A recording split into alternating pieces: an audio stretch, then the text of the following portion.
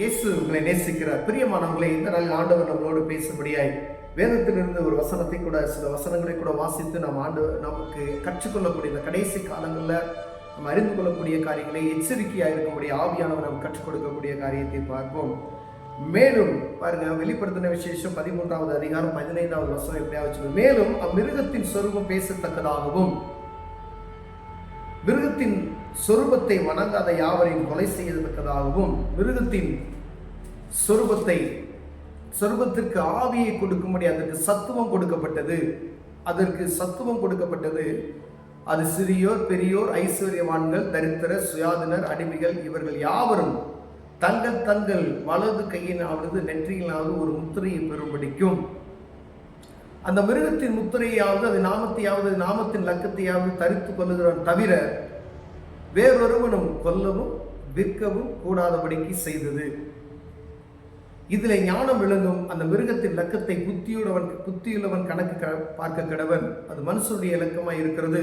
அதனுடைய இலக்கம் 666. பிரியமானவர்களே, இந்த கடைசி காலம் என்கிற அந்த காரியத்தில் நம்ம ஆண்டவர் இந்த வெளிப்படுத்தின விசேஷத்தில் எழுதப்பட்ட காரியங்கள் நடந்து கொண்டு இருக்கிறது நாம் பார்க்கிறோம். அதுக்கான காரியங்கள்லாம் ஆங்காங்கே செயல்பட்டு கொண்டிருக்கிறது. இந்த மிருகம் சொரூபம் அப்படி சொல்லப்படுகிற அந்த காரியம் பார்த்தீங்கன்னா ஏஐன்னு சொல்லக்கூடிய ஒரு இது நம்ம இப்போ எங்கே பார்த்தாலும் பயங்கரமாக எல்லா நாடுகளும் முக்கியத்துவம் கொடுத்து பயங்கரமாக செய்து கொண்டுட்டு வருகிறதை நாம் பார்க்க முடிகிறது. ஒரு மனிதன் என்ன செய்கிறாலும் அது பூரா ஒரு மனுஷன் பார்த்தா அன்னைக்கு ஒரு மிருகத்தில் ஒரு ஒரு இன்டர்வியூ எடுக்கிறாங்க ஒரு மிஷினில். அந்த மிஷின் சொல்லுது, அந்த எதிர்த்து கேள்வி கேட்டவங்களை பார்த்து உன்னையோட நான் நல்லா வேலை செய்வேன் அப்படின்னு சொல்லுது. அப்போ அவர் எவ்வளோ இன்டெலிஜென்ட்டாக அது பேசுதுன்னு பார்த்துங்க. அப்போ பாருங்க, இது மனுஷன் தான் கண்டுபிடிக்கிறான், அதுக்கு அதிகாரத்தை கொடுக்குறான். பூமியை கட்டுப்படுத்துவதற்கு இந்த மிருகத்துக்கு அதிகாரம் கொடுக்கப்பட்டது. அதுதான் மேலே சொல்லப்பட்டது. சிறியோர் பெரியோர் எல்லாம், ஐஸ்வர்யவான் தரித்திரர் எல்லாம், பூமியில் இருக்கிற அனைத்து மக்களுக்கும் அது முத்திரையை தரித்து கொள்ளும்படியாக ஒரு சிப்பு வைப்பாங்க. எல்லா இடத்துலையும் சொல்கிறாங்க பார்த்தீங்களா, ஊழியக்காரங்களாம் சொல்கிறாங்க ஒரு வெஹிக்கிள் சிப் வைப்பாங்க. அமெரிக்காவிலலாம் கம்பெனிகளில் இருக்கவங்களுக்கு அநேக இடத்துல அதை வைத்திருக்கிறாங்க. பெரிய பெரிய இடங்கள், ஒரு முக்கியமான இதுகள்லாம் அது அந்த இதை தரித்தில் உள்ளே போக முடியாது. இதை உலகம் எங்கும் இருக்கிற மக்களுக்கு ஒரு நாள் வைக்கப்பட போகிறது. அதுக்கான காரியம் நடந்து கொண்டு இருக்கிறதை நாம் பார்த்து கொண்டு இருக்கிறோம். எதற்கு நாம் எதை அறிந்து கொள்ள வேண்டும் என்றால், இது கடைசி காலத்தில் நாம் இருக்கிறோம் என்பதை மறந்து போய்விடாதபடி. ஏன்னா இந்த அடிக்கடி நம்ம டிவியில் பார்த்தீங்கன்னா அந்த பிக் பாஸ்ன்ற ஒரு நிகழ்ச்சி நடக்கிறதை நாம் பார்க்கிறோம். ஓடவும் முடியாது, ஒளியவும் முடியாது. அதை சொல்கிறான் பார்த்தீங்களா, அதில் ஒரு கண்ணு மட்டும் பார்க்குற மாதிரி ஒரு அடையாளம் போட்டுக்கிட்டு இருக்கான். ஏன்னா அது ஓடவும் முடியாது, ஒளியவும் முடியாது அப்படின்னு சொல்லி நம்மளை எப்பயுமே ஒருத்தர் வாட்ச் பண்ணிக்கிட்டே இருக்கிறாங்க. நம்ம மறந்து நம்ம செயல்படுகிற காரியம் தான். ஆனால் யாரா நம்மளை என்ன செய்வாங்க, எப்பொழுதும் நம்மளை கண்காணித்து கொண்டு இருப்போம். அப்போதான் என்ன செய்வான், அந்த மிருகத்தின் முத்திரையாவது நாமத்தை லக்கத்தையாவது தரித்து கொள்ளுகிறது தவிர வேறொருவனு வாங்கவும் விற்கவும் முடியாது, வியாபாரம் பண்ணவும் முடியாது, பொருளை வாங்கவும் முடியாது. அப்போ எவ்வளவு சட்ட திட்டங்கள் மாறும் அப்படின்னு பாருங்க. அது அந்த அந்தி கிறிஸ்துவின் ஆட்சி அப்படி சொல்லப்படுகிற அந்த காலகட்டத்தில் வரும் என்பதற்கு ஆண்டவர்கள் எழுதி வைத்திருக்கிறார். அப்போ அந்த முத்திரையை 666 அந்த பார் கோடு 3 கோடு இருக்குது. அதெல்லாம் நமக்கு தெரியும். அந்த கார்டு எல்லா நீங்கள் எந்த கடைக்கு போனீங்கன்னா அந்த கார்டில் பார் கோட் மாட்டியிருப்பான். அதுதான் அந்த நம்பரு. இப்போ கைக்குள்ளே வச்சுருவான், நமக்கு ஒரு பார் கோடு வச்சுருவான். அப்போ நம்ம அப்படி வச்சா அவனுடைய ஆட்சிக்குள் நம்ம நுழைந்து விட்டோம். அது ஆண்டவருடைய பிள்ளைகளுக்கு விரோதமான ஒரு காரியம். அது சீக்கிரத்தில் எப்போ நடக்கும்னு தெரியாது. ஒருவேளை அதற்கு முன்பாக ஆண்டவருடைய வருகை இருக்கும். அதை தான் நம்ம அறிந்து கொள்ளணும். ஒருவேளை இது நடக்கும், இதை மனசில் வச்சுக்கணும். இப்படியெல்லாம் நடக்க போகுது, ஒரு மிருகம் ஒரு கம்ப்யூட்டர் நம்மளை ஆள போகுது அப்படின்னு சொல்லி வேதத்தில் எழுதிருச்சு. அது என்ன செய்யுமா, தான் கடவுள், அவனை வணங்காதவனை பூரா கொண்டு போடுறோம் அப்படின்ற ஒரு கணக்கு வேதத்தில் அப்படிதான் எழுதப்பட்டு இருக்கிறது. அந்த மிருகத்தை வணங்காத எல்லாம் அது பேசக்கூடியதா இருக்கும் அப்படின்னு போட்டிருக்கு. அது பேசும், அதுக்கு எல்லா பவர் இருக்கும். அப்ப நம்ம எங்கேயுமே ஒண்ணுமே தப்பிக்கிறதுக்கான வழியே கிடையாது.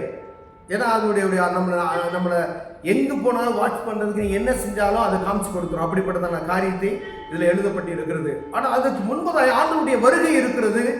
அதற்கு ஆயத்தம் உள்ளவர்களாய் நாம் காணப்படும்படியா ஆண்டவர் பேசுகிறார். ஒரு காலம் செல்லாது, கடைசி காலம் எல்லாம் நம்ம அறிந்திருக்கிறோம், தெரியும்.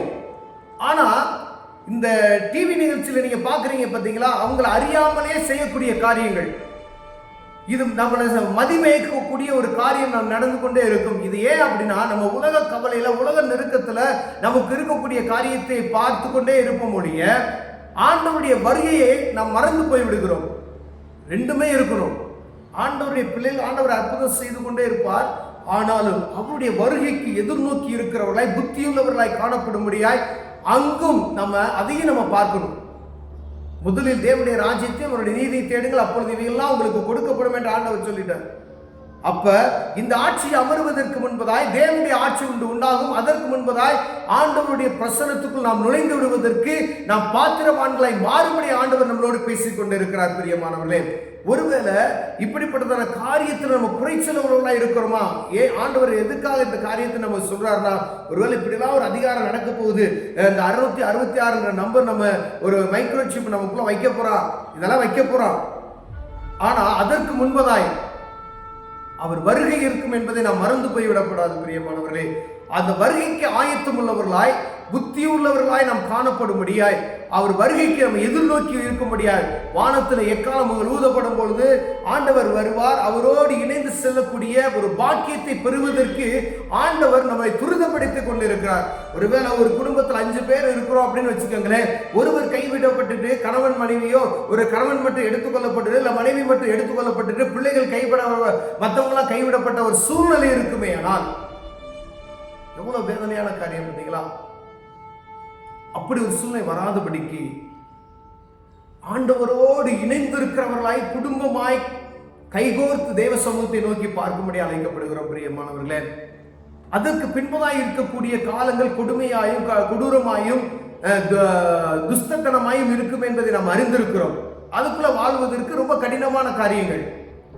அப்ப அவருடைய வருகை அது சீக்கிரத்தில் இருக்கிறது என்று சொன்னா பார்த்தீங்கன்னா, நான் போவேன், எப்படி போனேன்னா அதே மாதிரி வருவேன் அப்படின்னு சொல்லியிருக்கிற ஆண்டவர், இந்த காரியத்துக்கு முன்பு அந்த காரியம் நடக்கும், அதற்கு ஆயத்தம் உள்ளவர்களாய் நாம் காணப்பட ஆண்டவர் உங்களோடும் என்னோட பேசுகிறார். பைபிள் வாசிக்கிறேன், ஜெபம் பண்றேன், இது மாத்திரம் அல்லாதபடி என்னுடைய ஆவிக்குரிய வாழ்க்கையில அடுத்த கட்ட லெவலுக்கு நான் என்ன செய்யணும் அப்படின்னு சொல்லுகிறது. ஒரு வியாபாரம் பார்க்குறவங்க அடுத்த லெவலுக்கு போறதுக்கு என்ன செய்யறீங்களோ, ஒரு பிஸ்னஸ் பண்ண எப்படிலாம் ஐடியா பண்ணுறாங்களோ, என் ஆவிக்குரிய வாழ்க்கையில ஒரு ஸ்டெப் முன்னேறிட்டேன்னா அடுத்த ஸ்டெப் முன்னேறுவதற்கான காரியங்களை என்ன செய்யலாம் அப்படின்றத நம்மளே ஆராய்ந்து பார்த்து தகுதியுள்ளவர்களாய், உண்மை எனக்குள்ள என்ன குணங்கள் மாறணும், ஜென்ம சுபாவம் இருக்கு அலசி பார்க்கணும். கோபமா இருக்கலாம், பெருமை பேசுகிறதா இருக்கலாம், பொய் சொல்லுகிறதா இருக்கலாம், ஏதோ ஒரு காரியம் ஒவ்வொரு மனுஷனுக்குள்ளேயும் எல்லாருக்குள்ளேயும் இருக்கிறது. ஆனா அடுத்து தேவ சமூகத்தில் உட்கார்ந்து ஆண்டவரை நான் என்ன செய்யணும், எனக்குள்ள என்ன காணப்படுகிற மறைந்து இருக்கிற காரியத்தை எனக்கு வெளிப்படுத்துங்கன்னு சொல்லி தேவ சமூகத்தில் கேட்போமாயினால் ஆண்டவர் அதை நமக்கு வெளிப்படுத்துவார். அப்பொழுது அதிலிருந்து நம்ம என்ன செய்யலாம், அந்த காரியத்தை விட்டு விலகி ஆண்டவரோடு சமூகத்தில் பரிசுத்தமாய் வாழ்வதற்கு ஆண்டவர் நம்மளை என்ன செய்வார், அதை தகுதியுள்ளவர்களாய் மாற்றுவார். அப்பொழுது எந்த நேரத்தில் ஆண்டவர் வந்தாலும் நம்ம அவரோடு கடந்து செல்வதற்கு ஆயத்தமுள்ளவர்களாய் காணப்படுவோம் என்பதுல சிறிதளவும் என்ன சந்தேகமே இல்லை. வேலை இப்ப ஆண்டவர் வந்தால் யாரெல்லாம் எடுத்துக்கொள்ளப்படுவார்கள், யாரெல்லாம் கைவிடப்படுவார்கள் நமக்கு தெரியும். ஏன்னா நான் எப்படி இருக்கிறேன் எனக்கு தான் தெரியும், நீங்க எப்படி இருக்கீங்கன்னு உங்களுக்கு தான் தெரியும். அப்ப அந்த ஆண்டவருடைய வருகைக்கு எதிர்நோக்கி இருக்கக்கூடிய காரியத்தில் நம்ம சரியா இருக்கிறோமா என்பதை பார்க்கும்படி ஆண்டவர் உங்களோடு பேசுகிறார்.